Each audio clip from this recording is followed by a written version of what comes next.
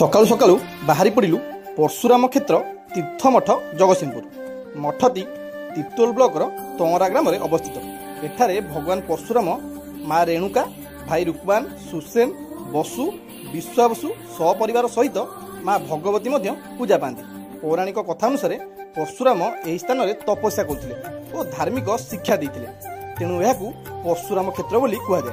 लोककथा अच्छी राम अवतार बेले परशुराम केउठी रहिबे बोली राम तीर मारिथिले। या जेउठी पड़ीथिला से जगह तियरा तिरुणा कहुए। ए अंचल विराट परशुराम मंदिर थिला, कारण परशुराम परिवार सहित आहरी अनेक पुराणा कीर्तिराजीपूर्ण अक्षुण्ण मूर्ति मान अच्छी। भौमकर समय माँ चामुंडा मूर्ति अच्छी। सरकार म्यूजियम करी पुराणा कीर्तिराजीपूर्ण मूर्ति गुड़िक रखिथिले यह बहुत अवहेलित अवस्था। म्यूजियम कम स्टोर रूम भली लगिला। जगतसिंहपुर जिले में एभली एते संख्यक मूर्ति मान केउठी नाही।